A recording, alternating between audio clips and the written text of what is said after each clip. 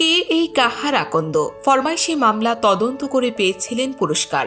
১৯৭২ সালে এসআই পদে বাংলাদেশ পুলিশে যোগদান করেন আব্দুল কাহার আকন্দ। দেশের ইতিহাসে সর্বোচ্চ ৯ বছরেরও বেশি সময় চুক্তিতে পুলিশে চাকরি করেছেন তিনি। এ সময় পেয়েছেন পুলিশ সুপার এবং অতিরিক্ত ডিআইজি হিসেবে বিরল পদোন্নতি। এর সবই সম্ভব হয়েছে সাবেক প্রধানমন্ত্রী শেখ হাসিনার বিশেষ আশীর্বাদে।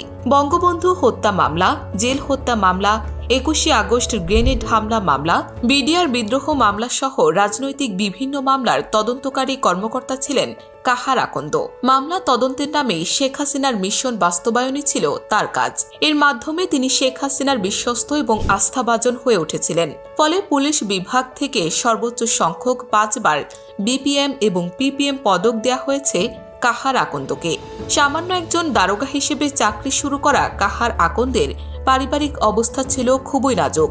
বাবা মৃত মেহিদি আকন্দ ছিলেন কটিয়াদী উপজেলার সহস্রাম ধুলদিয়া ইউনিয়নের পূর্ব পুরুরা গ্রামের একজন দরিদ্র কৃষক।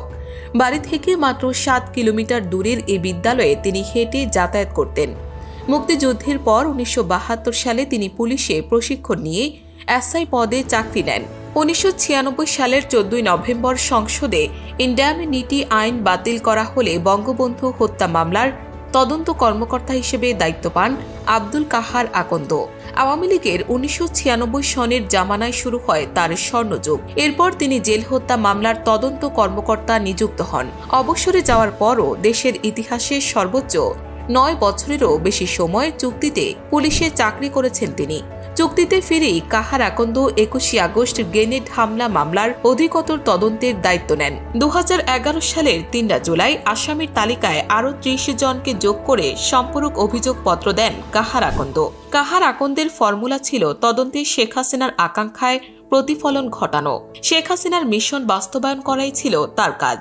এর মাধ্যমে তিনি শেখ হাসিনার আনুকূল্য পাওয়ার পাশাপাশি ব্যক্তিগতভাবে অঢেল সম্পদের মালিক হয়েছেন।